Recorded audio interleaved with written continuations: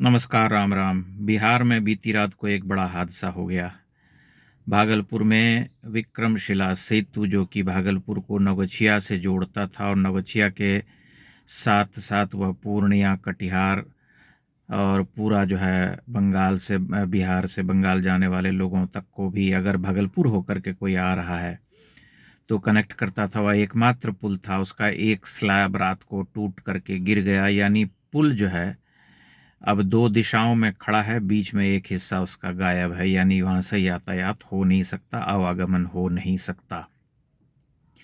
ये पुल 2001 में बना था। उससे पहले जो गंगा पार करना एक दुष्कर कार्य हुआ करता था, और भागलपुर जो कि हमारे ग्राम्य क्षेत्र से मुश्किल से 20-25 किलोमीटर की दूरी पर है, वहां जाने में 4-5 घंटे लग जाते थे, क्योंकि तब जो है ट्रेन से कहीं और जाते थे, वहां से पैदल चल करके जहाज पर बैठ करके गंगा नदी को पार करते थे, और वह एक लंबी प्रक्रिया होती थी। लेकिन अब जो है आधे घंटे में हम भागलपुर पहुंच जाते थे उस पुल को पार करते ही। लेकिन वह पुल जो है लंबे समय से प्रशासन की लापरवाही के कारण आज उसका एक हिस्सा गिरा है। मैं स्वयं उसको देख करके लौटा हूं। पिछले दिनों में भागलपुर में था, अपने गांव के क्षेत्र में था, और वहां पर इतना महत्वपूर्ण पुल, जो कि इतने बड़े हिस्से को जोड़ता था, जो हजारों हजार की संख्या में लोग जो भागलपुर में काम करते हैं या पढ़ने लिखने के लिए छात्र जाते हैं, कोचिंग सेंटर में जाते हैं, वे सब कई बार छोटे शहरों में रहते थे, आसपास के कस्बों में रहते थे, या नवगछिया आदि क्षेत्र में काम करने वाले बहुत सारे लोग भागलपुर में रहते थे, वहां से आवागमन करते थे। उनके लिए आवागमन जो है अब कठिनाइयों से भरा हो गया है, क्योंकि दूसरा जो वैकल्पिक मार्ग है वह 3 से 4 घंटे 5 घंटे का समय लेगा, और उस पर सड़क मार्ग से जाना जो है अब अत्यंत ही दुष्कर हो जाएगा, क्योंकि भीषण जाम लगेगा, क्योंकि वही एक रास्ता बचा है। सबसे महत्वपूर्ण बात यह है कि वह पुल जो है कमजोर पड़ रहा था, उतना चौड़ा भी पुल नहीं था, और उस पर प्रशासन ने पूरी तरह से निगरानी नहीं बनाए रखी। वहां से निरंतर भारी वाहन गुजर रहे थे, ट्रकों की आवाजाही चालू थी। पुल का एक हिस्सा जब मैं गया था उसी समय जो जोड़ने वाला हिस्सा होता है, कनेक्टिंग स्लैब जो है, वह थोड़ा सा धंस गया था, और वह खतरे का संकेत था। उसके बाद भी स्थानीय स्तर पर प्रशासन ने भारी वाहनों की आवाजाही नहीं रोकी, पैसे खा करके उन्हें आने जाने दिया, जिसका नतीजा ये हुआ कि वो धंसता गया और एक बार वह स्लैब टूट करके गिर गया। जबकि उन्हें बहुत पहले उन्हें रोक देना था, और रोक देते तो ऐसी स्थिति नहीं होती, मरम्मत का कार्य करते रहते तो पुल सही सलामत रहता, जैसा कि राजेंद्र पुल के साथ किया गया था। राजेंद्र पुल भी गंगा नदी के ऊपर बना हुआ एक बहुत पुराना सेतु है, जो 1961 में चालू हुआ था। उसमें रेल और सड़क दोनों मार्ग हैं। नीचे से रेल जाती है, ऊपर से सड़क जो है उससे गाड़ियां जाती हैं। लेकिन जब वह पुल पुराना हुआ और लगा कि कमजोर पड़ गया है, तब वहां से गुजरने वाले वाहनों के लिए केवल हल्के वाहनों को परमिट किया गया था, आज से 4-5 वर्ष पहले मुझे याद है। और तब ट्रकों की या बसों की आवाजाही पूरी तरह से रोक दी थी, वहां से केवल छोटी गाड़ियां, टेम्पो आदि जाते थे। यही अगर भागलपुर में विक्रमशिला सेतु के साथ किया गया होता तो आज यह स्थिति नहीं होती।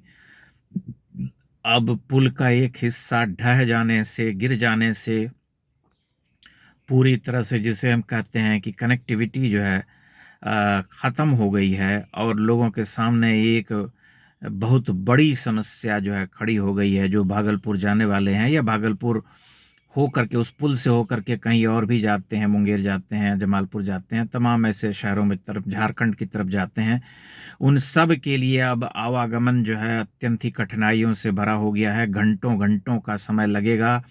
सड़क पर जाम की समस्या होगी, क्योंकि बहुत बड़ी संख्या में लोग जाना चाहेंगे अपने वाहन से। अब वैकल्पिक रास्ता जो है रेल का बचता है। जब तक कि कोई वैकल्पिक व्यवस्था नहीं होती है पुल की, तब तक भागलपुर के उस पूरे क्षेत्र में अफरा तफरी मची रहेगी।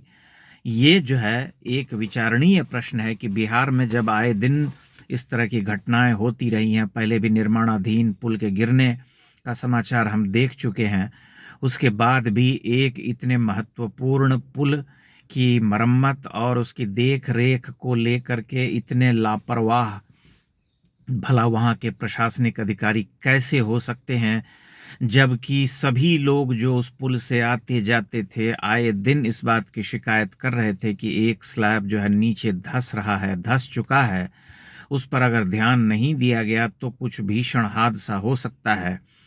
ये तो भगवान का जो है हम धन्यवाद कहते हैं कि बीच रात में वह पुल का हिस्सा गिरा, जब कोई गाड़ी वहां से नहीं गुजर रही थी, किसी तरह का आवागमन नहीं हो रहा था संयोगवश, तभी वह हादसा हुआ। लेकिन वह तो कहीं कभी भी हो सकता था, दिन में हो सकता था, सुबह हो सकता था, जब वहाँ भारी भीड़ रहती है। आश्चर्य की बात है कि इतना कुछ हो जाने के बाद भी हमारे देश में जो प्रशासन है उसकी नींद नहीं जागती, उसके मन में कोई अपराध बोध नहीं होता, नींद हराम नहीं होती। वे इन घटनाओं पर चुपचाप जो है अपना लीपापोती करके निकल लेते हैं और उन्हें कोई कष्ट नहीं होता है। सबसे बड़ी बात यह है, भीतर ये बात चुभती नहीं है कि इतना बड़ा संकट जो है खड़ा हो गया, लेकिन कुछ नहीं। अब आप सोचिए, वह पुल बनेगा, बन करके तैयार होगा, स्लैब अगर जोड़ा भी जाएगा तब भी उसमें समय लगेगा, प्लस उस पुल के बराबर एक समानांतर दूसरा पुल बन रहा है बिहार में, काम तेज गति से हो रहा है। लेकिन जहां पर पुराने पुल के रखरखाव और उसके मरम्मत को लेकर के इतनी लापरवाही हो प्रशासनिक स्तर पर, वहां क्या उम्मीद की जा सकती है या क्या आशा की जा सकती है, आप स्वयं विचार कर सकते हैं। ये जो है इस पुल को देखते हुए मेरे मन में ये प्रश्न कई बार आया था कि ये पुल जो है पता नहीं कितने दिनों तक चलेगा, क्योंकि उसकी स्थिति बहुत अच्छी तो नहीं दिखाई देती थी।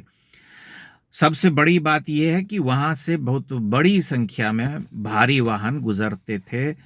पूरे दिन जो है ट्रकों की आवाजाही, रेत से भरे हुए ट्रक, सामान से भरे हुए ट्रक वहां से जाते थे, बड़ी बड़ी गाड़ियां, बड़ी लॉरी, बड़ी बसें। इसलिए प्रशासन को समय रहते चेत जाना था और उस पुल से आवाजाही को साफ रोक देना था भारी वाहनों के लिए। अगर उन्होंने पहले ये कार्य कर दिया होता तो आज ऐसी स्थिति विक्रमशिला सेतु के साथ नहीं हुई होती। लेकिन हम हमेशा हादसे की प्रतीक्षा करते हैं और जब हादसा हो जाता है तब चुपचाप जो है लीपापोती करके उससे आगे निकल जाते हैं। यही हमारा रवैया रहा है। यह केवल बिहार की बात नहीं है, ये बल्कि देश के अलग अलग हिस्सों में आप देख सकते हैं कि यहाँ पर दुर्घटनाएं कितनी आम है। जबलपुर में पिछले दिनों वह स्टीमर जो है डूब गया, सरकारी स्टीमर था। इस तरह की घटनाएं जो है बड़े सरलता से इस देश में हो जाती हैं। पिछले दिनों वृंदावन में नौका डूब गई थी। पुल टूटना, नौका का डूबना, ये सब चलता रहता है इस देश में और लोग बहुत ही सहजता से इन घटनाओं को लेते हैं, क्योंकि उनका अपना जो उसका परिचालन करने वाले लोग होते हैं या जो देखने वाले लोग होते हैं उसमें उनका अपने परिवार का कोई नहीं जाता है, तो वे सोचते हैं चलो हम तो बच गए, हमें क्या लेना देना है। यही प्रवृत्ति इस देश में होती है लोगों की और इस कारण, इस लापरवाही, इस स्वार्थ से भरे स्वभाव के कारण इस देश में जान माल की कोई कीमत नहीं होती। और उसके अलावा सबसे बड़ी बात यह है कि इतनी बड़ी विपदा, इतनी बड़ी समस्या जो है सामने खड़ी हो जाती है जब हजारों लाखों लोगों का आवागमन जो है बाधित हो जाता है। आप इस पर अपने विचार, अपनी टिप्पणियां अवश्य कीजिएगा। मेरे चैनल को लाइक और सब्सक्राइब भी करते रहिए। बहुत बहुत धन्यवाद।